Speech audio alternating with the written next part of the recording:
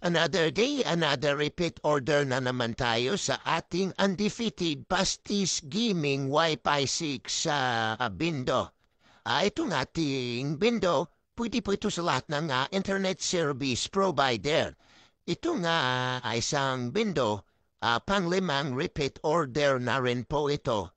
Sa ating customer, ayan, din dito naman yung isang Bindo, pang-anim na repeat order na rin po ito.